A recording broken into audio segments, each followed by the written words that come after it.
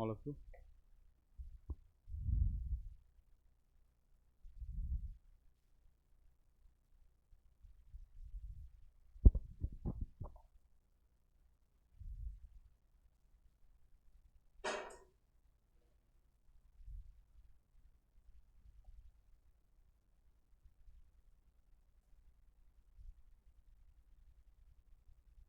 आप लोगों को दिख रहा है ना?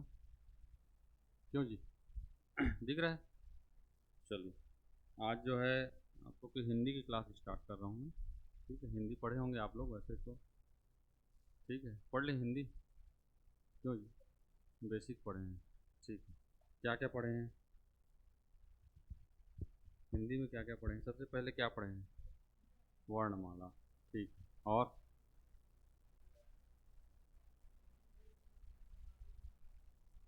अच्छा,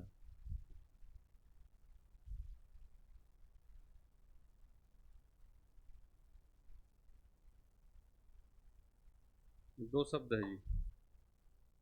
ठीक है, गए और गए दोनों में कौन सा सही है? बता पाएगा कोई? दो शब्द है, देखे हैं कि नहीं दोनों शब्दों को? देखे होंगे, ये भी देखे होंगे कभी।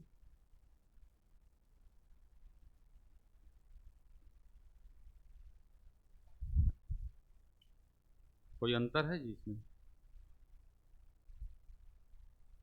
दोनों में अगर पूछा जाए कौन सा शुद्ध शब्द है?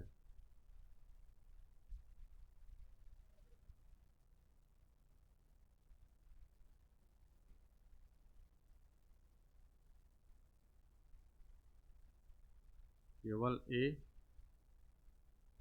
केवल बी, ए अथवा बी, या ऑल। इसी प्रकार से प्रश्न आते हैं आपके। क्यों जी? तो कौन सा आंसर सही होगा? ए होगा या बी होगा या सी होगा या डी होगा? वस्तुनिष्ठ प्रश्न में आपको तैयारी उसी प्रारूप में करनी है। ठीक है, चाहे वो प्रीलिम्स में हो, चाहे वो वनडे एग्ज़ाम हो। ठीक है, पहला जो प्रारूप है वो आपका वस्तुनिष्ठ प्रश्न का होता है। ठीक है, कौन सा आंसर सही है इसमें का? मान लीजिए आपके एग्जाम में ये प्रश्न आता है, कौन सा आंसर सही होगा? ठीक है, सोच समझ के एक एक प्रश्न में आपका सिलेक्शन छिपा हुआ रहता है। आप कटअप कभी, कटअप देखे हैं कभी? शॉर्ट लिस्टिंग जो होता है उसमें देखे होंगे कभी, पॉइंट में रहता है। एक नंबर में अभी आमीन का रिजल्ट आया था, उसमें एक नंबर में 50 रैंक आगे पीछे हो जाता था। तो एक नंबर कितना महत्वपूर्ण है। आपसे बेहतर, अगर आप कॉम्पिटिटर हैं, अगर आप एस्पिरेंट हैं, तो आपसे बेहतर कोई नहीं समझेगा। और ख़ासकर इस प्रकार के प्रश्नों में जहाँ पर ऐसे ऑप्शन आते हैं जी, ए अथवा बी या उपरोक्त सभी, ये सबसे डेंजर जोन होता है। क्योंकि जब आप तभी लगा पाएंगे जब इसका आंसर आप एग्जैक्ट जान रहे हैं। तो जब आप एग्जैक्ट जानेंगे तभी आप लगा पाएंगे, नहीं तो तुक्का सही नहीं बैठता कभी भी। तुक्के का गेम हमेशा आपको लॉस देगा। क्या होगा आंसर, कोई बता पाएगा? बनाएंगे कि नहीं बनाएंगे?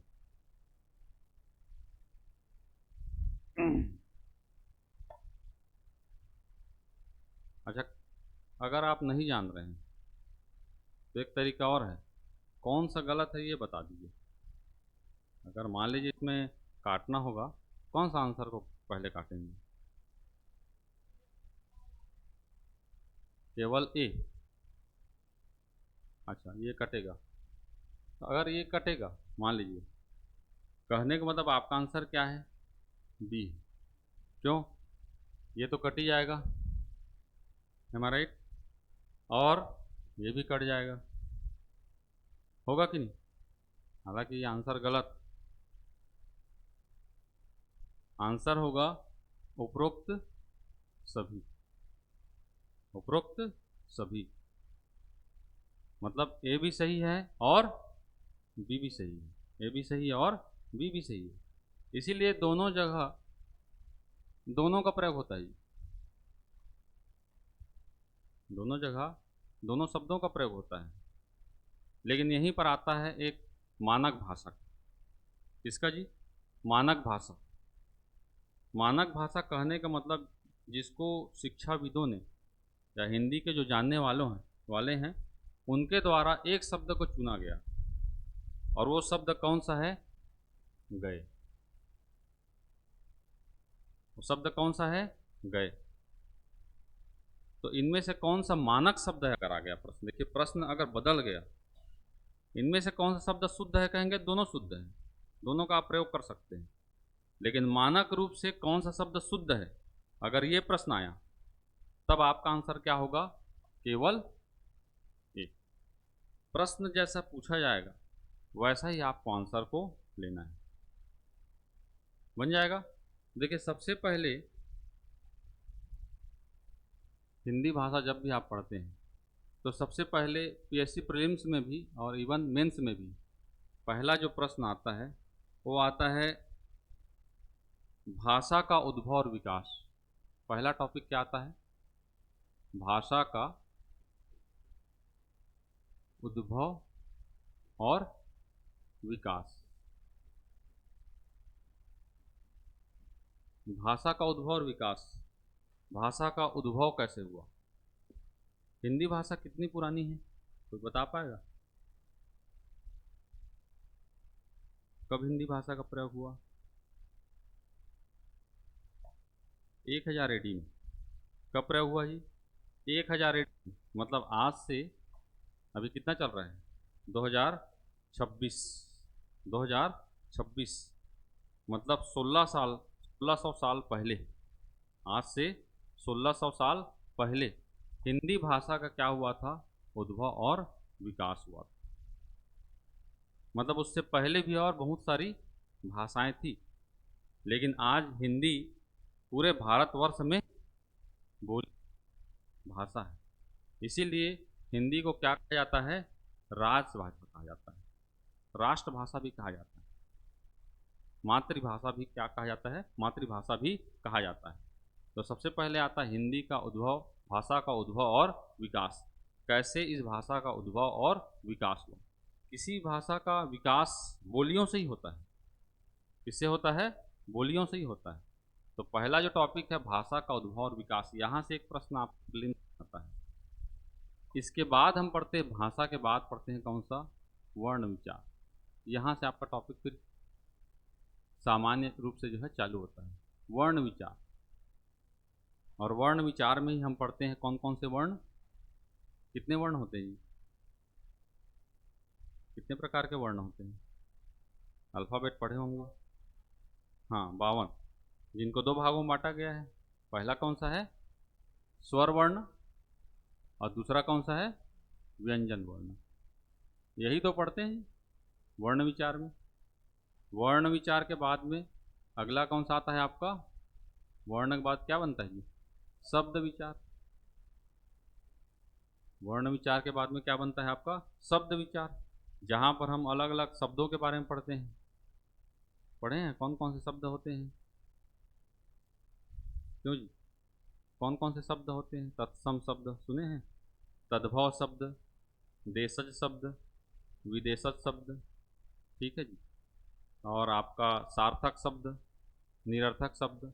और इसी में न जाने कितने प्रकार के सार्थक शब्द में, जैसे पर्यायवाची शब्द है जिसको समानार्थी शब्द कहते हैं, विलोमार्थी शब्द है, अनेक शब्दों के एक शब्द है, ठीक है। इसके अलावा शब्दांश, इसके अलावा कौन सा? शब्दांश। शब्दांश में पढ़ते हैं कौन सा आपका? उपसर्ग और प्रत्यय, जिसको इंग्लिश में हम लोग कहते हैं सफिक्स और प्रीफिक्स। इनसे भी शब्दों का निर्माण होता है। जैसे जय, जय मतलब क्या होता है? जीत। जय मतलब क्या होता है? जीत। लेकिन अगर इसमें परा जोड़ देंगे जी तो एक नया शब्द बन गया, पराजय। पराजय मतलब क्या हो गया?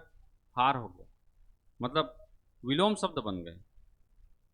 एक शब्द है हार, हार मतलब, एक तो हार मतलब जीत और हार असफलता, और एक हार मतलब माला, एक हार मतलब माला। इसी में अगर आप प्र जोड़ देंगे, अब क्या बन गया जी, नया शब्द बन गया। प्रहार मतलब आक्रमण, चोट, आघात। तो नए शब्द का क्या हो गया, निर्माण हो गया। क्लियर है। तो उपसर्ग है, प्रत्यय है, तत्सम है, तद्भव है, देशज है, विदेशज है।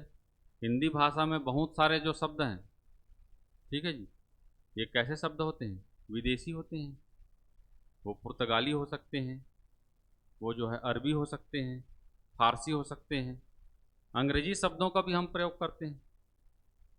जैसे मैं कहूँगा पासपोर्ट, क्या कहूँगा, पासपोर्ट। पासपोर्ट को हिंदी में क्या कहते हैं, कोई नहीं जानता। होता है, होता है, लेकिन हम ज़्यादातर प्रयोग किसका करते हैं, इंग्लिश का करते हैं। पासपोर्ट है, स्कूल कहते हैं, डॉक्टर कहते हैं, स्टेशन कहते हैं, क्रिकेट कहते हैं। अच्छा, कहीं भी आप देखे होंगे ब्यूटी पार्लर लिखा रहता है, हिंदी में भी उसी को लिख देते हैं, ब्यूटी पार्लर। क्लियर है। तो बहुत सारे अंग्रेजी शब्दों का हम हिंदी में प्रयोग करते हैं, बशर्ते हम उसका हिंदी जानते नहीं हैं, लेकिन इतने ज़्यादा उस भाषा में, ठीक, उन शब्दों का समावेश हो चुका है कि हम उन्हीं शब्दों का, ठीक है जी, फ्रैंकली क्या करते हैं, प्रयोग करते हैं। ये सब शब्द किस प्रकार के रहते हैं, विदेशी शब्द रहते हैं। कई ऐसे शब्द हैं जिसको हम जानते नहीं, जैसे हिंदी। हिंदी जो है, हिंदी जो शब्द है, ये शब्द खुद जो है हिंदी भाषा का नहीं है। हिंदी किस भाषा का शब्द है, फारसी। कौन सी भाषा का शब्द है, फारसी भाषा का शब्द है जी। हिस्ट्री में पढ़ेंगे अभी, फारस, फारस की खाड़ी सुने होंगे, सुने कि नहीं, फारस की खाड़ी, उसी क्षेत्र को फारस कहते थे। और फारस के क्षेत्र में, ठीक है जी, जिस भाषा का प्रयोग हुआ उसे क्या कहेंगे, फारसी कहेंगे। तो फारसी लोग जब आते थे व्यापार करने के लिए, ठीक है, तो वो जो है सिंधु नदी को जानते थे। सुने हैं सिंधु नदी, सिंधु नदी को जानते थे, लेकिन प्रोनाउंसिएशन जो है, ये स को ह कहते थे और ध को द कहते थे, और इसी से बना क्या, हिंदू। सिंधु से क्या बना, हिंदू बना, और हिंदू से ही क्या बना फिर, हिंद बना। इसीलिए नीचे जो महासागर है उसको कहते हैं हिंद महासागर। इसी से बना है हिंदुस्तान, इसी से बना है क्या, हिंदुस्तान। तो सिंधु से बना है हिंदू, हिंदू से बना है हिंद, और हिंद में जब ई जोड़ देते हैं, हिंद में जब ई जोड़ देते हैं, तब वो क्या हो गया, हिंदी। मतलब हिंद का, हिंद में प्रयोग की जाने वाली भाषा, उसे ही क्या कहते हैं, हिंदी कहते हैं। तो मान लीजिए आपके एग्जाम में कभी ये प्रश्न आया कि हिंदी किस भाषा का शब्द है, अरबी है, फारसी है, पुर्तगाली है, या तुर्की है, तो याद रखिएगा हिंदी किस भाषा का शब्द है, फारसी भाषा का शब्द, याद रखिएगा, बन जाएगा। ठीक है। तो ये सारे चीज़ हम पढ़ते हैं किसमें, शब्द विचार में। शब्द विचार के बाद में अगला आता है आपका वाक्य, वाक्य विचार। अलग अलग प्रकार के वाक्य होते हैं, ठीक है जी। एक बार एग्जाम में ही आया था आपके कि वाक्य कितने प्रकार के होते हैं, ठीक है।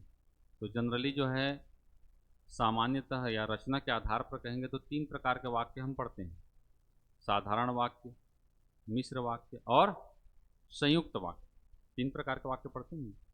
अर्थ के आधार पर अगर प्रश्न आया तो वाक्य 8 अलग अलग प्रकार के होते हैं। कितने प्रकार के, 8 प्रकार के होते हैं। तो पहला आता है वर्ण, वर्ण के बाद आता है शब्द, शब्द के बाद आता है वाक्य, और इसी वाक्य में एक टॉपिक और जुड़ जाता है जिसे कहते हैं वाक्य अशुद्धि। वाक्य अशुद्धि सुने हैं जी। वाक्य अशुद्धि। प्रश्न आता है आपके एग्जाम में, निम्नलिखित में से कौन सा वाक्य शुद्ध है? निम्नलिखित में से कौन सा वाक्य शुद्ध है? 4 अलग अलग ऑप्शन दिए रहते हैं। मेंस में 5 नंबर का प्रश्न आता है,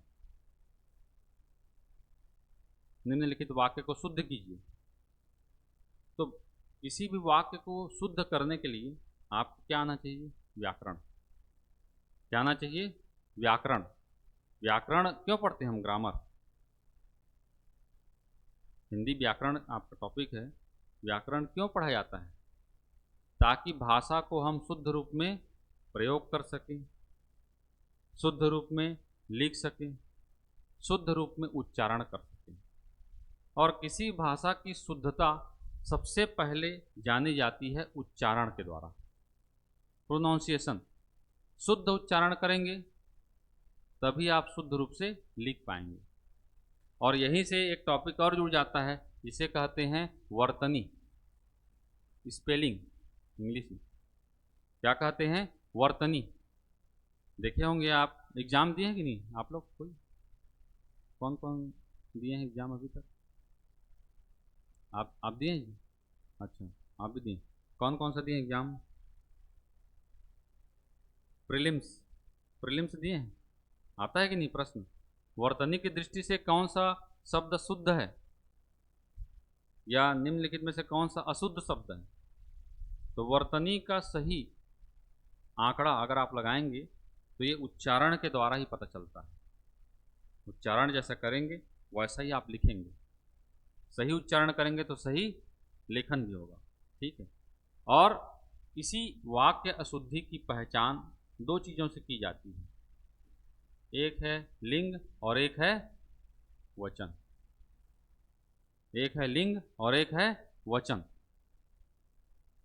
क्योंकि लिंग के आधार पर ही क्रियाएं संपन्न होती हैं। अगर सब्जेक्ट पुल्लिंग का है तो क्रियाएं भी क्या होंगी? पुल्लिंग होंगी। सब्जेक्ट अगर स्त्रीलिंग है तो क्रियाएं भी क्या होंगी? स्त्रीलिंग होंगी। हिंदी में 2 ही प्रकार के लिंग पढ़ते हैं, पुल्लिंग और स्त्रीलिंग। संस्कृत में 3 प्रकार आ जाता है, पुल्लिंग, स्त्रीलिंग और नपुंसकलिंग। और इंग्लिश में 4 प्रकार का लिंग आता है, स्त्रीलिंग, पुल्लिंग, नपुंसकलिंग और उभयलिंग। 4 अलग अलग प्रकार के जेंडर होते हैं। तो लिंग और वचन, अगर सब्जेक्ट एक वचन का है तो क्रियाएं भी क्या होंगी? एक वचन की होंगी। सब्जेक्ट अगर बहुवचन का है तो क्रियाएं भी क्या होंगी? बहुवचन की होंगी। तो इन्हीं टॉपिक से दोनों टॉपिक जुड़े हुए हैं, याद रखिएगा। ठीक है।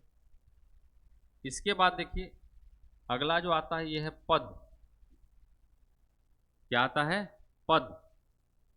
शब्द के बाद पद। और इसी पद में हम 5 अलग अलग प्रकार के पद पढ़ते हैं जो आप बता रहे थे। पहला क्या है आपका? संज्ञा। पहला क्या है? संज्ञा, नाउन कहते हैं। दूसरा क्या है आपका? सर्वनाम, जिसको प्रोनाउन कहते हैं। तीसरा आता है क्या आपका? क्रिया। ठीक है जी। चौथा क्या आता है आपका? विशेषण, एडजेक्टिव, विशेषण। और 5वां आता है कौन सा आपका? अव्यय। ये 5 अलग अलग प्रकार के हम पद पढ़ते हैं, संज्ञा, सर्वनाम, क्रिया, विशेषण और अव्यय। ठीक है जी। तो ये पद के अंतर्गत आता है। इसके बाद जो है आपका अगला जो है कारक। अगला क्या है आपका? कारक। कारक और कारक की विभक्तियां। 8 अलग अलग प्रकार के कारक पढ़े होंगे आप लोग, कर्ता ने, कर्म को, करण से। ठीक है जी। 8 अलग अलग प्रकार के कारक होते हैं। ठीक है। इसके अलावा एक आता है आपका संधि। एक आता है क्या आपका? संधि। और एक आता है क्या आपका? सर्वनाम, सॉरी, समास। एक संधि और एक समास। संधि और समास। संधि में स्वर संधि, ठीक है, और स्वर संधि और व्यंजन संधि और विसर्ग संधि। 3 अलग अलग प्रकार की संधियाँ पढ़ते हैं। संधि से भी शब्दों का निर्माण होता है। शब्द निर्माण 4 प्रकार से होते हैं। एक उपसर्ग के माध्यम से, पहले बताया, एक जो है प्रत्यय के माध्यम से, एक जो है आपका संधि के माध्यम से, ठीक है, और एक जो है आपका समास के माध्यम से, ठीक है। तो संधि और समास 2 महत्वपूर्ण टॉपिक हैं। प्रायः सभी एग्जाम में यहाँ से एक प्रश्न जरूर पूछा जाता है, बन जाएगा। इसके अलावा देखिए विविध जो मिसलेनियस टॉपिक है, यहाँ से प्रश्न आते हैं। इसमें जो है आपका पर्यायवाची, ठीक है जी, विलोमार्थी,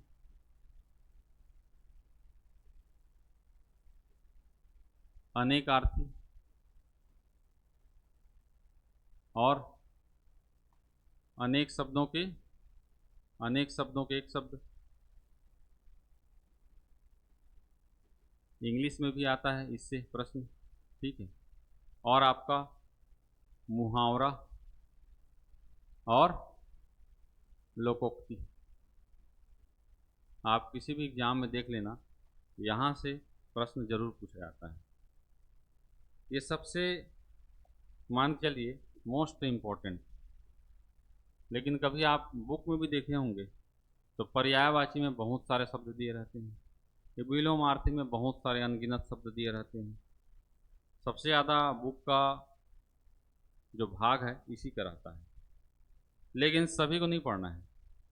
मैं चुनिंदा चीज़ों को बताऊंगा जहाँ से प्रश्न जो है पूछा जाता है, और यहीं से प्रश्न आएगा भी, इस बात की गारंटी, ठीक है। तो ये कुछ मिसलेनियस टॉपिक, जिसमें हमने को सेलेक्टेड ही पढ़ना है, जो आया हुआ है उसी को देखना है। और बहुत सारे पर्यायवाची विलोमार्थी शब्द मैं ऐसे ही क्लास में आपको बताते चलूँगा। बहुत सारे शब्द आपके क्लास में ही हो जाएंगे। क्लास में बस आपको फोकस करना है, आपका ध्यान यहाँ होना चाहिए बोर्ड में मेरी तरफ, ठीक। घर में जाकर आपको एक बार क्या करना है, रिवाइज करना है, बन जाएगा। इसके अलावा विशिष्ट हिंदी के अंतर्गत एक जो है आता है रस, छंद और अलंकार। रस, छंद और अलंकार, ये 3 टॉपिक हैं। यहाँ से भी प्रश्न जो है पूछा जाता है। ये प्रीलिम्स का सिलेबस मान के चलिए, या व्यापम का सिलेबस मान के चलिए, या रेलवे में भी यहीं से प्रश्न आता है। इवन आप एसएससी का एग्ज़ाम दे रहे हैं, वहाँ से भी यही प्रश्न आता है। तो ये सिलेबस का प्रारूप है जी। मेंस में अगर आप बात करें तो ये टॉपिक तो रहते ही हैं। इसके अलावा जो है एक टॉपिक और जुड़ जाता है, ये है आपका समोच्चारित भिन्नार्थक शब्द। समोच्चारित भिन्नार्थक शब्द। समोच्चारित भिन्नार्थक शब्द कहने का मतलब उच्चारण तो एक समान होगा, लेकिन अर्थ क्या हो जाते हैं, अलग अलग हो जाते हैं, ठीक है जी। यहाँ से जैसे जगत और जगत, 2 शब्द हैं, जगत और जगत, कोई अंतर है दोनों में? एक हलंत से अर्थ का अनर्थ हो जाता है। कौन से शब्द के बारे में जानते हैं दोनों में से? विश्व। जगत मतलब विश्व, कौन सा? इस जगत का अर्थ विश्व होता है या इस जगत का अर्थ विश्व होता है? फर्स्ट वाला, ठीक, गलत। इसका अर्थ नहीं होता, याद रखिएगा। त में हलंत होता है, त में क्या होता है, हलंत होता है। लेकिन ज़्यादातर बुक वगैरह में इसी का प्रयोग किया जाता है, कुछ जानते नहीं है। त में जब हलंत रहेगा तब उसका अर्थ होता है विश्व, ठीक है। जैसे विराट लिखते हैं, विराट, विराट कोहली, ये शुद्ध है या अशुद्ध है?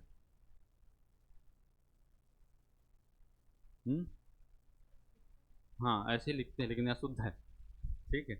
ट में क्या रहता है, हलंत रहता है। अब जब आप कभी देखे नहीं रहोगे ऐसा शब्द बताऊंगा। भगवान लिखते हैं, भगवान, कोई नहीं जानेगा। अब भगवान शुद्ध है बोलेंगे, ठीक है जी। जबकि भगवान जो शब्द है ये क्या है, अशुद्ध है।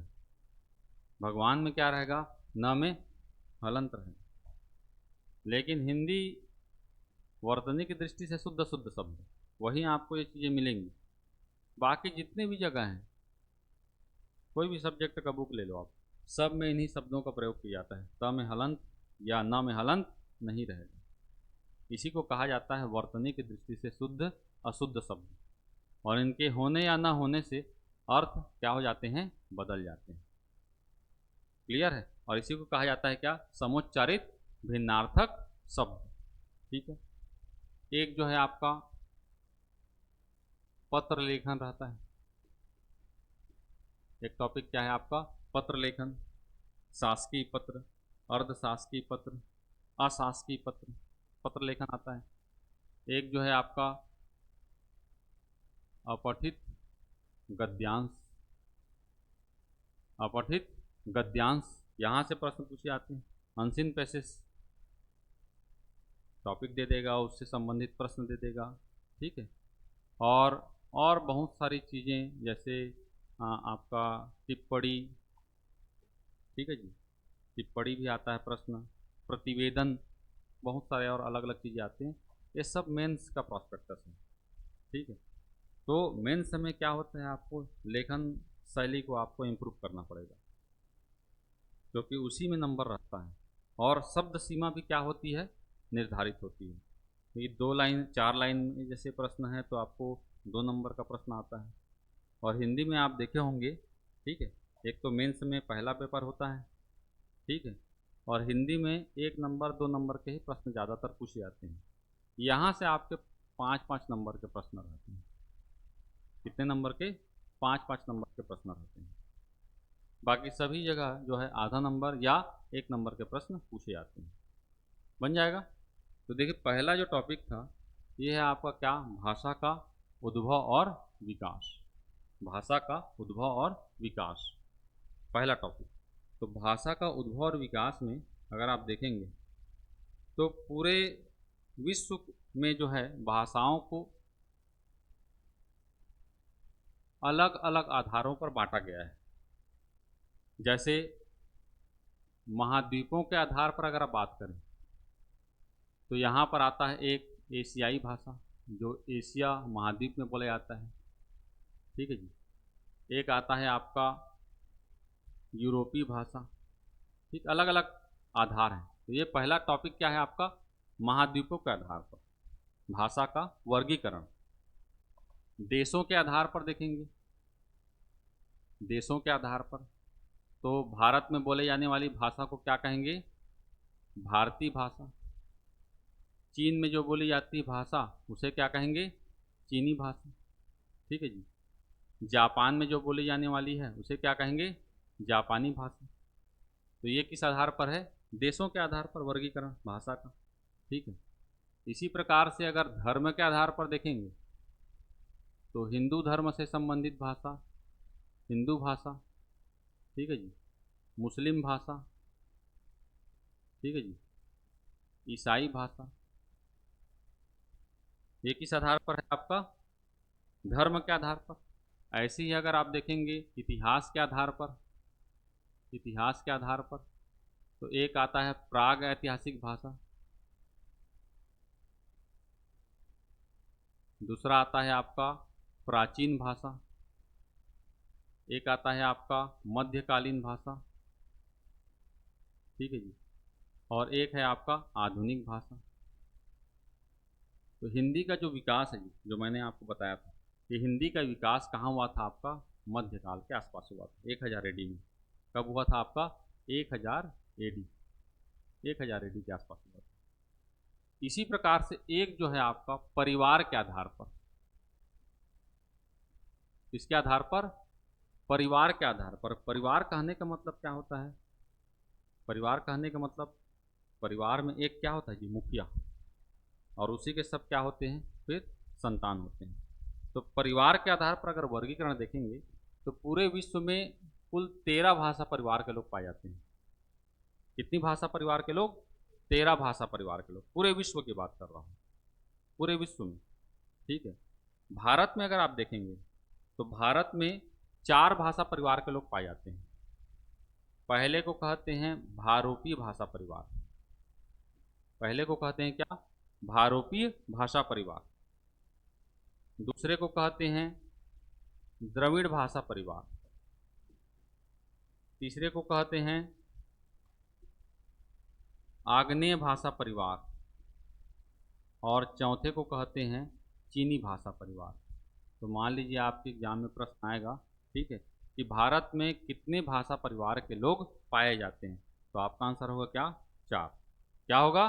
4। पहला भारोपीय भाषा परिवार, दूसरा द्रविड़ भाषा परिवार, तीसरा आग्नेय भाषा परिवार, चौथा चीनी भाषा परिवार। 4 भाषा परिवार के लोग पाए जाते हैं।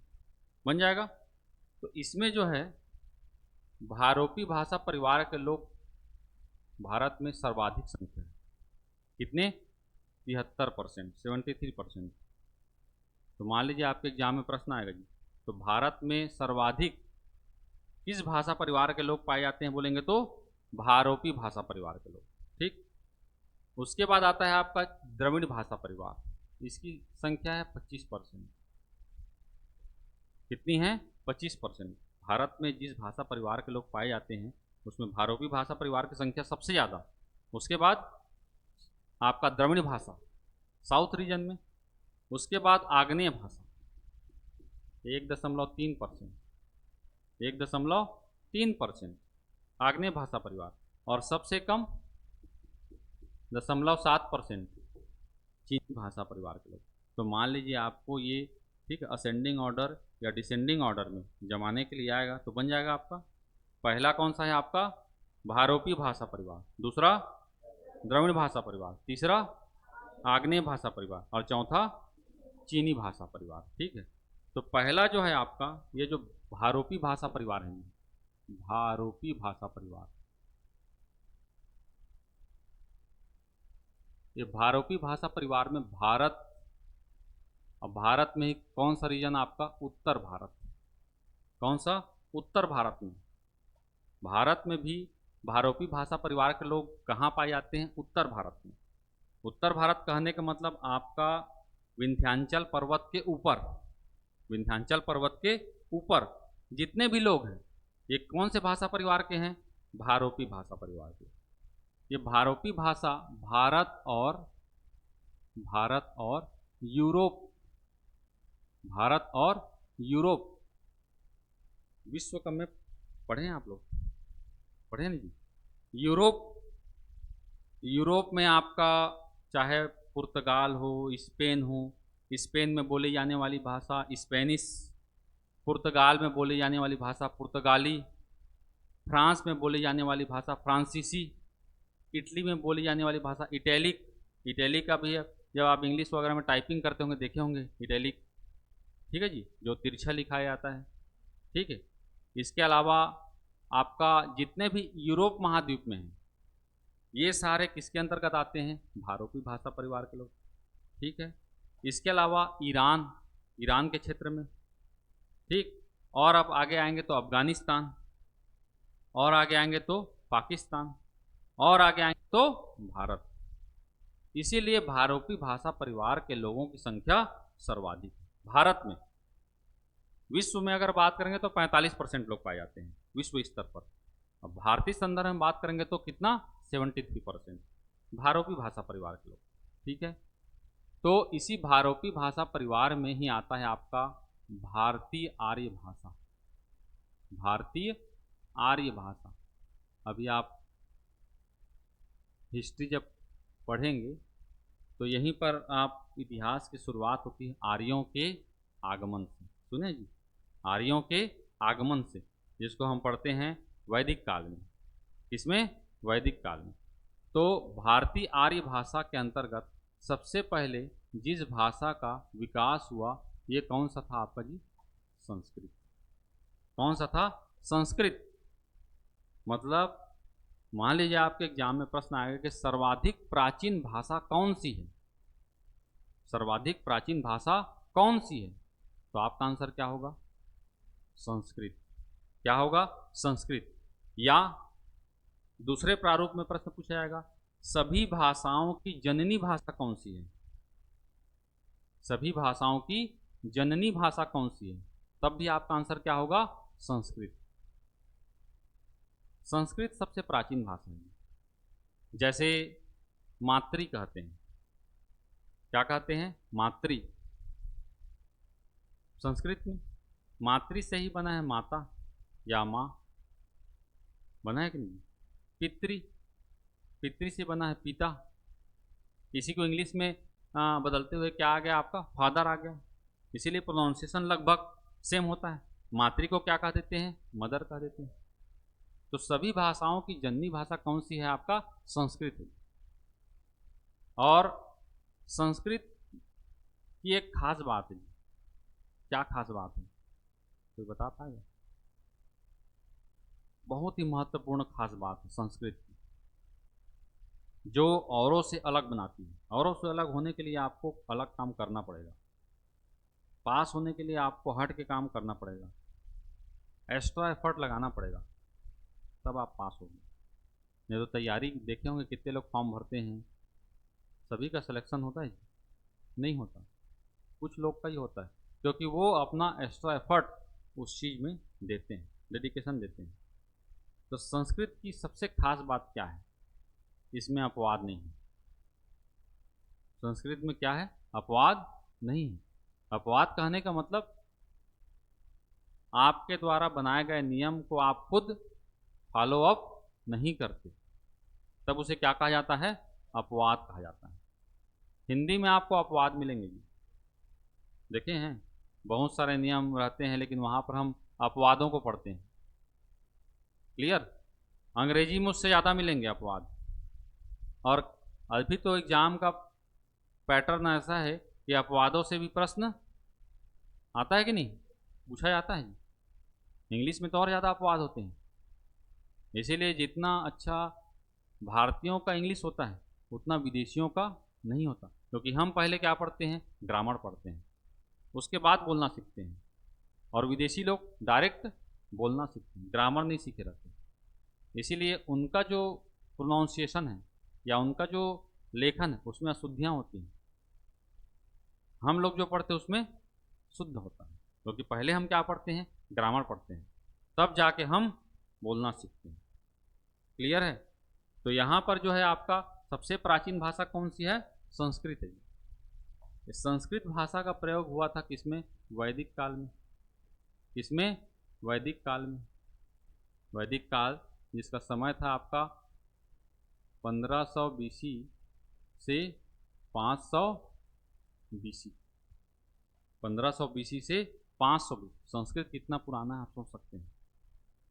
हिंदी का विकास हुआ है 1000 में, और संस्कृत का विकास 1500 BC। BC मतलब और पहले 1500 साल, समझ रहे हो?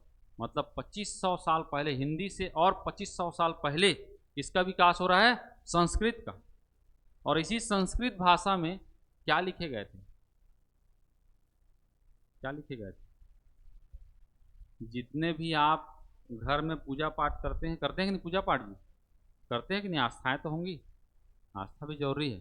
ठीक है, तो जो हम मंत्रों का उच्चारण करते हैं, ओम भूर्भुवः स्वः बोलते हैं, ठीक है जी। वेदों का जो पाठन होता है, ऋग्वेद, यजुर्वेद, सामवेद, अथर्ववेद, महाभारत जो लिखे गए थे, या रामायण जो लिखी गई थी, ठीक है, या उपनिषद जो लिखा गया था, मुंडकोपनिषद, सत्यमेव जयते, सत्य की हमेशा जीत होती है। इन सब की भाषाएं क्या थी? संस्कृत।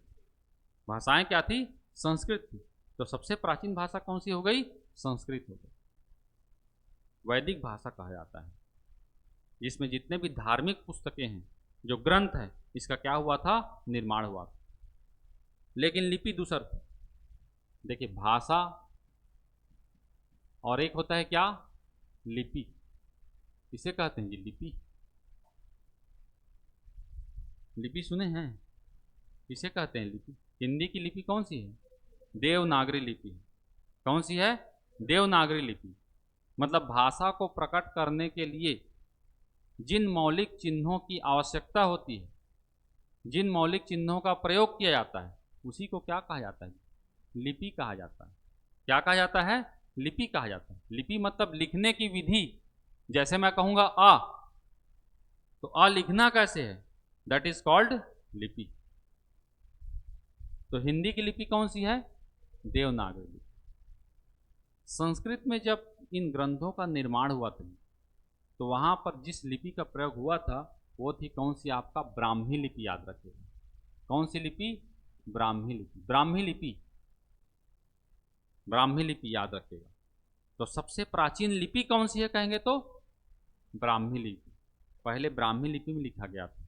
अभी जो हम वर्तमान में पढ़ते हैं, कभी आप रामायण, गीता वगैरह कभी देखने को मिलेगा, ठीक है, तो देखना कौन सी लिपि में लिखी गई है वो देखे हैं कभी? कभी तो देखे होंगे। देवनागरी लिपि में लिखा गया है। इसमें ब्राह्मी हम नहीं समझ पाते थे, तो बाद में जो है उसको कन्वर्ट किया गया, इसमें देवनागरी लिपि में। लेकिन शुरू में जो लिखा गया था वो कौन सी लिपि में लिखा गया था? तो मान लीजिए आपके एग्जाम में प्रश्न आएगा सभी लिपियों की जननी लिपि कौन सी है, तो क्या आंसर होगा? ब्राह्मी लिपि। या सर्वाधिक प्राचीन लिपि कौन सी है? ब्राह्मी लिपि। याद रहेगा? याद रहेगा जी? ठीक। तो संस्कृत के बाद में अगली जो भाषा आई वो थी कौन सी? आपकी पाली भाषा। कौन सी? आपकी पाली भाषा। ये समय था 500 बीसी से फर्स्ट एडी। 500 बीसी से फर्स्ट एडी। एडी मतलब ईस्वी, बीसी मतलब ईसा पूर्व, ईसा मसीह के जन्म के पहले का समय, और ईसा मसीह के जन्म के बाद का समय को क्या कहते हैं? एडी कहते हैं। तो पाली भाषा का निर्माण हुआ था। क्योंकि संस्कृत आप देखे होंगे आज भी हम सिलेबस से हटा दिया गया संस्कृत। 10वीं के बाद हम नहीं पढ़ते संस्कृत। पढ़ते हैं क्या? नहीं पढ़ते। पहले मेंस में भी संस्कृत भाषा था। 50-50 नंबर का 4 सब्जेक्ट बटा हुआ था। अब 100 नंबर का हिंदी आता है, 50 नंबर का छत्तीसगढ़ी और 50 नंबर का अंग्रेजी। क्लियर है? तो संस्कृत को अब हटा दिया गया है, जबकि सबसे क्या है? प्राचीन भाषा है। नासा रिसर्च कर रहा है संस्कृत में, ठीक है। तो संस्कृत के बाद में पाली। संस्कृत कठिन भाषा थी, लोगों को समझ नहीं आती थी, इसीलिए इस भाषा का विकास हुआ। कौन सा? पाली। और ये समय था कौन सा समय? ये बौद्ध धर्म। कौन सा समय था ये? बौद्ध धर्म, महात्मा बुद्ध का समय। इन्होंने कर्म को प्रमुख बोला, कर्म को प्रमुख माना। इसके पहले जन्म को प्रमुख मानते थे, इन्होंने कहा कर्म को प्रमुख। कर्म के आधार पर ही आत्मा का क्या होता है? पुनर्जन्म होता है। तो महात्मा बुद्ध ने अपने विचारों को साहित्यों के रूप में प्रस्तुत किया, जिसको कहते थे पीटक। क्या कहते थे? पीटक। हिस्ट्री पढ़े हैं जी थोड़ा बहुत? सुत्त पीटक, विनय पीटक और अभिधम्म पीटक। पीटकों का निर्माण हुआ था जी, ताकि महात्मा बुद्ध के विचार जन जन तक पहुंच सके। हम भी क्या करते हैं? पुस्तक पढ़ते हैं। छत्तीसगढ़ का अगर आपको जानकारी चाहिए तो क्या करेंगे? पुस्तक पढ़ेंगे। यही पुस्तक सब लोग पढ़ेंगे, तब तो छत्तीसगढ़ के बारे में सबको जानकारी होगी। तो धर्म के बारे में जानकारी के लिए क्या चाहिए? साहित्य की रचना चाहिए। तो पीटकों की रचना हुई, और इस पीटक में किस भाषा का प्रयोग किया गया था जी? पाली भाषा। कौन सी भाषा? पाली भाषा। पाली भाषा के बाद में अगली आई आपकी कौन सी? प्राकृत भाषा। कौन सी आई? प्राकृत भाषा। ये समय था फर्स्ट एडी से 500 एडी। फर्स्ट एडी से 500 एडी प्राकृत भाषा का प्रयोग। और इसी में जो है जैन धर्म आया था यहाँ पर। कौन सा धर्म आया था? जैन धर्म। और जैन धर्म में भी जिन साहित्यों की रचना हुई उसे कहते थे क्या? आगम। क्या कहते थे? आगम कहते थे। आगम साहित्यों की रचना हुई, और इसमें किस भाषा का प्रयोग किया गया? प्राकृत भाषा का प्रयोग किया गया। अशोक के बारे में पढ़े होंगे, अशोक तो जानते होंगे जी, कलिंग युद्ध। अशोक ने भी जो है धर्म का प्रचार करने के लिए, ठीक है, प्राकृत भाषा का प्रयोग किया। किस भाषा का? प्राकृत भाषा का। अशोक के अभिलेख पढ़े होंगे अलग अलग जगह, तो अभिलेखों की भाषा कौन सी थी? प्राकृत भाषा। तो पहला जो है आपका आया संस्कृत, दूसरा आया कौन सा आपका? पाली, तीसरा आया कौन सा आपका? प्राकृत। प्राकृत भाषा के बाद में कोई नई भाषा नहीं बनी थी। इसी प्राकृत भाषा को तोड़ मरोड़ कर और भाषाएं बनाई गई। इसको कहा जाता है अपभ्रंश भाषा। क्या कहा जाता है? अपभ्रंश भाषा। इसका जो समय था ये था आपका 500 एडी से 1000। अभी भी हिंदी का विकास नहीं हुआ था। 500 एडी से 1000 एडी अपभ्रंश भाषा। अपभ्रंश कहने का मतलब है प्राकृत भाषा का बिगड़ा हुआ रूप। प्राकृत भाषा का बिगड़ा हुआ रूप, उसी को क्या कहते हैं? अपभ्रंश कहते हैं। अपभ्रंश के बाद में और इसको बिगाड़ दिया गया, उसे कहा गया अवहट्ट भाषा। ठीक है जी, अवहट्ट भाषा मतलब अपभ्रंश का भी अपभ्रंश और बिगाड़ दिया गया। तब क्या बना आपका? अवहट्ट भाषा। अवहट्ट के बाद में फिर बना है आपका कौन सा? हिंदी भाषा। हिंदी और हिंदीतर भाषा बन जाएगा। एक प्रश्न जो है पीएससी प्रीलिम्स में यहीं से आया था। सीक्वेंस को जमाइए, हिंदी भाषा के विकास क्रम को जमाइए। ठीक है, तो सबसे पहले याद रखिएगा आया कौन सा आपका? संस्कृत। ठीक है जी, संस्कृत के बाद में फिर आया कौन सा आपका? पाली। पाली के बाद में कौन सा आया आपका? प्राकृत। प्राकृत के बाद में कौन सा आया आपका? अपभ्रंश। ठीक है जी, अपभ्रंश के बाद में क्या आया आपका? अवहट्ट। और अवहट्ट के बाद में क्या आया आपका? हिंदी। मान लीजिए एग्जाम में, अधिकतर एग्जाम में यहाँ से प्रश्न पूछा जाता है, चाहे वो प्रीलिम्स हो, व्यापम हो, मोस्ट इम्पॉर्टेंट बन जाएगा। तो ये जो अपभ्रंश भाषाएं हैं, ये 7 अपभ्रंश भाषाएं थी। कितनी अपभ्रंश भाषाएं थी? 7 अपभ्रंश भाषाएं थी। ठीक है, 7 में पहला जो है आपका आता है सौरसेनी। पहला आता है कौन सा आपका? सौरसेनी, पहला अपभ्रंश भाषा। ठीक है, दूसरा आता है आपका मागधी। तीसरा आता है आपका अर्धमागधी। अर्धमागधी। चौथा आता है खस। पांचवा आता है ब्राचा। छठवां आता है पैसाची। सौरसेनी, मागधी, अर्धमागधी, ठीक है जी, खस, ब्राचा, पैसाची और महाराष्ट्र। और इसी से आया है आपका मराठी। इसी से आया है क्या? मराठी। तो हिंदी का विकास सौरसेनी, मागधी, अर्धमागधी और खस, इन 4 अपभ्रंश भाषाओं से हुआ था, सभी से नहीं हुआ है। तो हिंदी को प्रभावित करने वाली 4 अपभ्रंश भाषाएं थी। पहला कौन सा आपका? सौरसेनी। ये सौरसेनी जो है आपका, ठीक है जी, अवध के क्षेत्र में, अवध कहने का मतलब अयोध्या, लखनऊ, इस क्षेत्र में, ठीक है, जिस अपभ्रंश भाषा का विकास हुआ था ये कौन सा था आपका? सौरसेनी। दूसरा मागधी। दूसरा क्या है? मागधी। मागधी मतलब नाम ही मगध। मगध मतलब बिहार, नालंदा। ठीक है जी, यहाँ पर कौन सा? मागधी अपभ्रंश। एक है अर्धमागधी। ठीक है, इसी के अंतर्गत आता है आपका छत्तीसगढ़ी। कौन सा? छत्तीसगढ़ी। और एक आपका खस। तो सौरसेनी से हिंदी की 2 उपभाषाओं का जन्म हुआ जी। पहला आपका पश्चिमी हिंदी और एक है आपका राजस्थानी हिंदी। पश्चिमी हिंदी और राजस्थानी हिंदी। ठीक है, मागधी यहां से बना है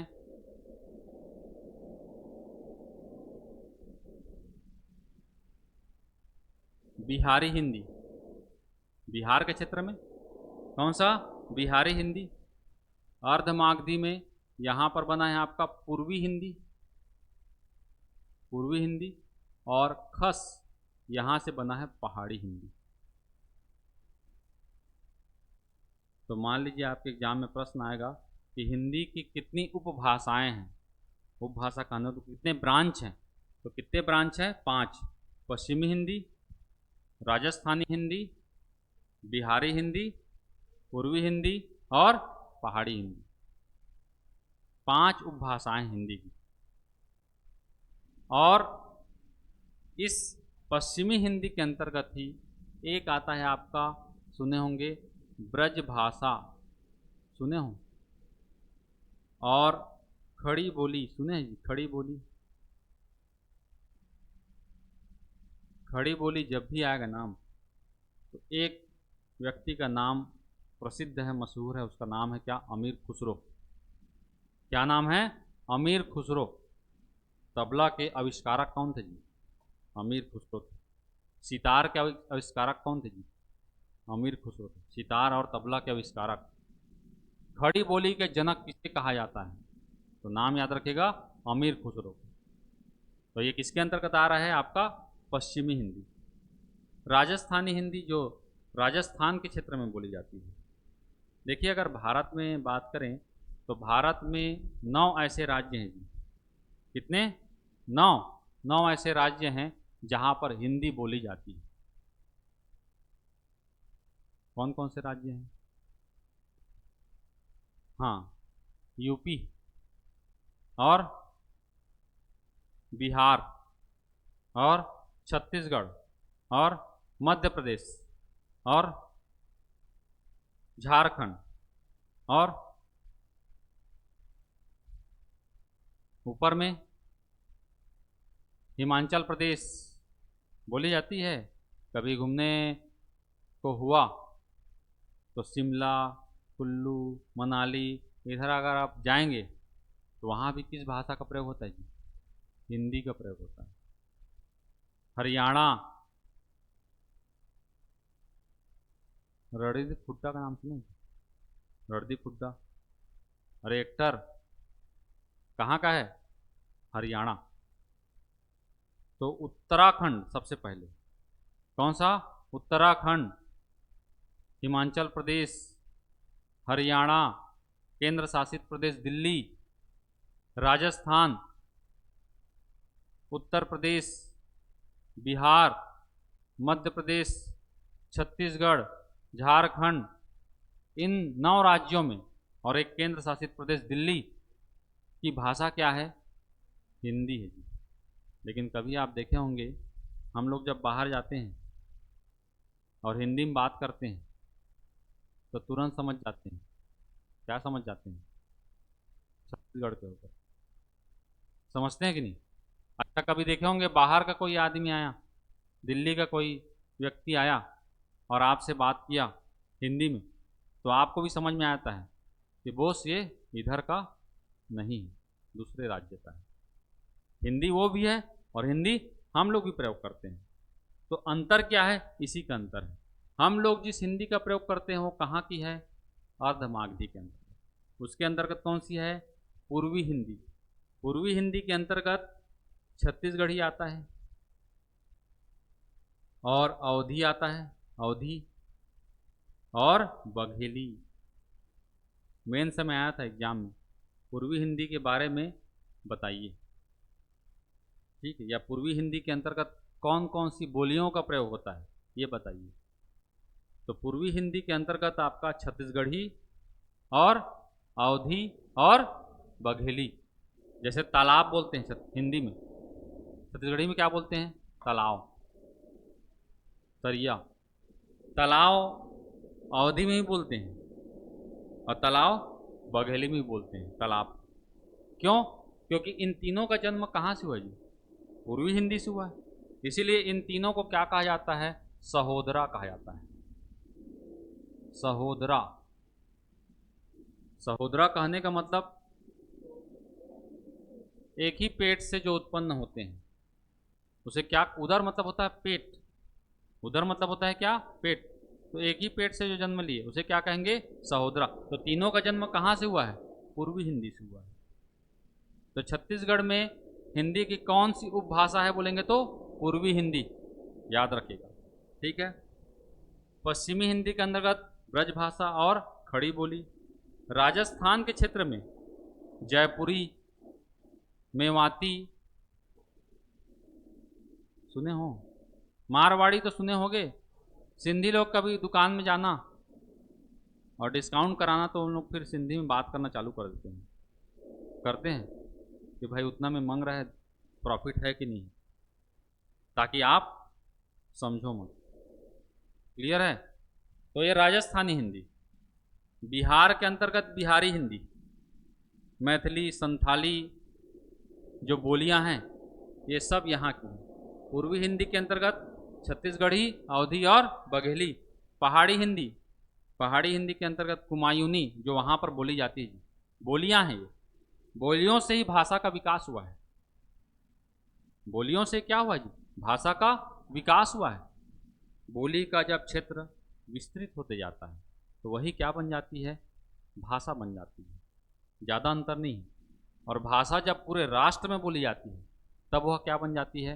राष्ट्रभाषा बन जाती है। ठीक है? तो हिंदी के निर्माण में 18 अलग अलग बोलियों का प्रयोग हुआ है। कितनी बोलियों का?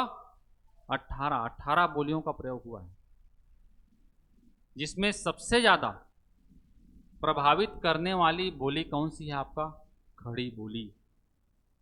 मतलब मान लीजिए पूछा जाएगा कि हिंदी को प्रभावित करने वाली, सर्वाधिक प्रभावित करने वाली बोली कौन सी है, तो याद रखिए कौन सी? आपका खड़ी बोली है।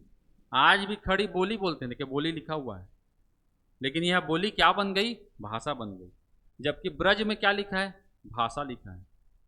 भाषा लिखने के बावजूद ब्रज भाषा आज भी क्या है? बोली। तो हिंदी को सर्वाधिक प्रभावित करने वाली बोली कौन सी है कहेंगे तो खड़ी बोली है। इसी खड़ी बोली के जनक कौन है? अमीर खुसरो। बन जाएगा? ठीक है। तो ये जो है आपका सौरसेनी, मागधी, अर्धमागधी। देखिए अर्धमागधी लिखा हुआ है, मतलब इसमें मागधी का भी गुण है और सौरसेनी का भी गुण है। इन दोनों के बीच का जो रूप है वो क्या है आपका? अर्धमागधी। इसीलिए इसका नया नाम नहीं लिखा गया। क्या लिखा गया? अर्धमागधी। जहां पर सौरसेनी के भी गुण हों और मागधी के भी गुण हों, तब दोनों को क्या कहा गया? अर्धमागधी कहा गया। तो इस प्रकार से हिंदी की 5 उपभाषाएं हैं: पश्चिमी हिंदी, राजस्थानी हिंदी, बिहारी हिंदी, पूर्वी हिंदी और पहाड़ी हिंदी। बन जाएगा? इतना आपको याद रखना है भाषा के उद्भव और विकास में। बनेगा? आएगा तो बन जाएगा प्रश्न। एक प्रश्न यहाँ से आएगा जी, आप देख लेना। क्लियर? तो इस प्रकार से ये भाषा का उद्भव और विकास हुआ। ठीक है। 13 अलग अलग भाषा परिवार के लोग पाए जाते थे। भारत में कितने भाषा परिवार के लोग? 4 भाषा परिवार के लोग। सर्वाधिक संख्या किसकी थी? भारोपी भाषा परिवार। अच्छा, भारोपी भाषा परिवार के बाद एक आता है आपका कौन सा? द्रविड़ भाषा। द्रविड़ कहने का मतलब साउथ रीजन। भारत का कौन सा region? South region. South region में कौन कौन सा है? तमिलनाडु, कर्नाटक, केरल, आंध्र प्रदेश। तो यहाँ अगर आप कभी जाएंगे तो तमिल, तेलुगु, कन्नड़, मलयालम, इन्हीं का प्रयोग होता है। और कुछ समझ नहीं आएगा, वो ही बता रहा हूँ। आता है कुछ समझ में? ऐसे क्योंकि जहाँ हम 11 स्वर वर्ण का प्रयोग करते हैं। कितने स्वर वर्ण? 12। तेलुगु में स्वर वर्ण हैं, कितने हैं? 16। हिंदी में हम लोग प्रयोग करते हैं 33 व्यंजन वर्ण। कितने? 33 व्यंजन वर्ण। तेलुगु में है आपका 44। कितने हैं? 44 है। सोचिए, तो कहाँ समझ में आएगा? हम तो यहीं तक 11 तक पढ़े हैं बस। इसीलिए ना तो हम, उनकी लिपियां भी अलग हैं। लिपि भी क्या है? अलग है। भाषा भी अलग है, क्योंकि स्वर और व्यंजन भी अलग है। तो द्रविड़ भाषा परिवार के लोग उधर ही पाए जाते हैं, भारत के आपका साउथ रीजन में। एक है आपका आग्नेय भाषा परिवार। आग्नेय भाषा को बोलते हैं आपका मुंडा भाषा परिवार। सुने हैं मुंडा? मतलब मुंडा जनजाति एक तो जिसका बाल नहीं उसको मुंडा बोल देते हैं, वो वाला मुंडा नहीं है। बोलते हैं नहीं, ठीक है, वो वाला मुंडा नहीं, मुंडा, मुंडा जनजाति, करिया मुंडा सुने हैं? कहाँ के हैं? झारखंड, झारखंड के क्षेत्र में, और छत्तीसगढ़ में बोली जाती है। जसपुर का बेल्ट, छोटा नागपुर का पठार सुने हैं? छोटा नागपुर का पठार, बॉक्साइट का क्षेत्र। छत्तीसगढ़ के पूर्वी हिस्से में कौन से लोग पाए जाएंगे? आग्नेय भाषा परिवार। छत्तीसगढ़ के साउथ में, मतलब आप जाएंगे कहाँ? नक्सलाइट एरिया, उन लोग तमिल तेलुगु में बात करेंगे। हल्बी चलता है उधर, सुने हैं? हल्बी, मुड़िया, माड़िया, सुने हैं? जनजाति, हाँ, ये सब, ठीक है, द्रविड़ भाषा परिवार। आग्नेय में मुंडा भाषा परिवार, छोटा नागपुर का पठार, मतलब झारखंड का क्षेत्र। और इधर और आगे जाएंगे तो आपका बर्मा, म्यांमार, बर्मा और म्यांमार, इधर जो है आग्नेय भाषा परिवार। और चीनी भाषा परिवार के लोग कहाँ पाए जाएंगे? चीन से लगा हुआ जो क्षेत्र है, चीन से लगा हुआ क्षेत्र कौन सा, कौन कौन सा आता है? मेकमोन रेखा सुने होंगे, हाँ, कौन कौन सा आता है? चीन से लगा हुआ क्षेत्र भारत का मणिपुर, अरुणाचल प्रदेश, मेघालय, नागालैंड, त्रिपुरा, मिजोरम, मतलब 7 सिस्टर्स, पूर्वोत्तर राज्य। क्लियर है?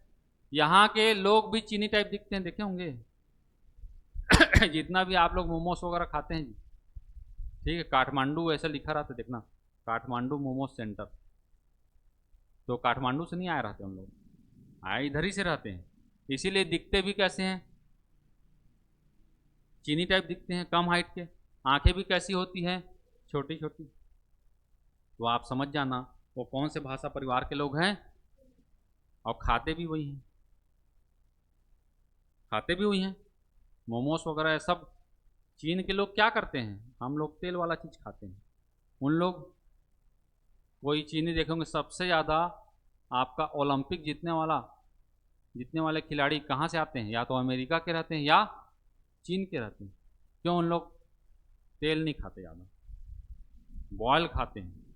और तेल में क्या रहता है? वसा। आदमी मोटा हो जाएगा तो दौड़ कहाँ से पाएगा? एथलेटिक बन पाएगा? अब इन लोग को पहाड़ में रहना है, रोज उनको पहाड़ में चढ़ना है और उतरना है, कहाँ से पेट निकलेगा? और तेलहा वाला खा देंगे, खूब चावल खा देंगे, तो छत्तीसगढ़ के लोग को मेहनत करना है, काम करना है ज़्यादा, ठीक है, मजदूरी करना है, तो उनको भर भर के क्या चाहिए? चावल, कार्बोहाइड्रेट।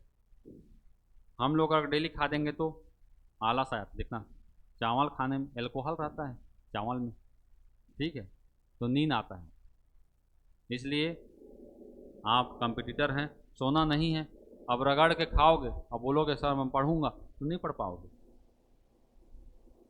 ठीक है। कम खाना, चावल को की मात्रा कम हो, अल्पाहारी। क्लियर? तो ये चीनी भाषा परिवार, इसीलिए सबसे कम, इसीलिए सबसे कम। तो ये जो पूर्वोत्तर राज्य है, 7 सिस्टर्स वाले राज्य हैं, ये किस भाषा परिवार के लोग हैं? चीनी भाषा परिवार के लोग। बन जाएगा, ठीक है। तो इस प्रकार से भाषा का, हिंदी भाषा का उद्भव और क्या हुआ, आपका विकास हुआ, ठीक है। अब देखिए, भाषा जो है, भाषा, ये भास धातु से बना है जी। कौन सी धातु से बना है? भास धातु से। कई बार एग्जाम में प्रश्न आता है, आया हुआ है, भाषा जो है किस धातु से बना है? धातु कहने का मतलब क्या होता है? केमिस्ट्री वाला नहीं है धातु, मेटल। धातु कहने का मतलब किसी भी शब्द का मूल रूप, किसी भी शब्द का मूल रूप, उसे क्या कहते हैं? हिंदी व्याकरण में धातु कहते हैं, हिंदी व्याकरण में धातु कहते हैं, किसी भी भाषा का मूल रूप। तो भाषा किस धातु से बना है जी? भास धातु से। स में हलंत रहेगा, वो भी याद रखिएगा। इसी भास का मतलब होता है कहना। क्या होता है? कहना या बोलना, कहना या बोलना। कहने या बोलने के लिए जिस माध्यम की आवश्यकता होती है उसी माध्यम को क्या कहते हैं जी? भाषा कहते हैं। नवजात शिशु को भाषा आती है तो अपने विचारों को कैसे प्रकट करेगा? बेचारा कैसे करता है प्रकट? संकेत के माध्यम से। रो देगा तो समझ जाना बेचारे को भूख लग रहा है या कोई तकलीफ। धीरे धीरे उसको फिर वर्णों को सिखाया जाता है। किसको सिखाया जाता है? वर्णों को। घर में बातचीत करते हैं, बच्चों को कभी छत्तीसगढ़ी या हिंदी सिखाना पड़ता है। हम लोग जो बातचीत करते रहते हैं उसी को सुन सुन कर वो सीख जाता है। और वही बच्चा अगर विदेश में पैदा हुआ तो हिंदी सीखेगा। अब वहाँ क्या चल रहा है? इंग्लिश में। तो इसीलिए हम लोग इंग्लिश को रटना पड़ता है। कोई बोल देता है इंग्लिश में तो एकदम पढ़ा लिखा अरे गजब, जबकि अंग्रेजी क्या है? एक सामान्य। आज के दृष्टिकोण से देखें तो इंग्लिश अपने आप में एक डिग्री डिप्लोमा से कम नहीं है। अच्छा पढ़ा लिखा पीएचडी होल्डर अगर उसके सामने कोई इंग्लिश में बात कर दिया तो अपने को कमज़ोर फील करता है। ये इंग्लिश का आज यहाँ पर महत्व है। क्लियर? तो जिस माध्यम की आवश्यकता है, अपने विचारों को प्रकट करने के लिए जिस माध्यम की आवश्यकता होती है उसे ही क्या कहा जाता है? भाषा कहा जाता है। किसी भाषा के लिए दो महत्वपूर्ण चीज होते हैं। पहला, उस भाषा का क्या हो? लिपि हो। क्या हो? एक लिपि हो। भाई भाषा को प्रकट करने के लिए कोई ना कोई माध्यम चाहिए, उसी को क्या कहते हैं? लिपि कहते हैं। और दूसरा, उस भाषा का क्या होना चाहिए? क्या होना चाहिए? व्याकरण, ग्रामर होना चाहिए। जैसे सबसे पहले जब संस्कृत भाषा आई तो उसका व्याकरण जो है पाणिनि के द्वारा तैयार किया गया, जिसका नाम था अष्टाध्यायी। क्या नाम था? कई एग्जाम में प्रश्न आता ही, पाणिनि के रचनाकार कौन थे?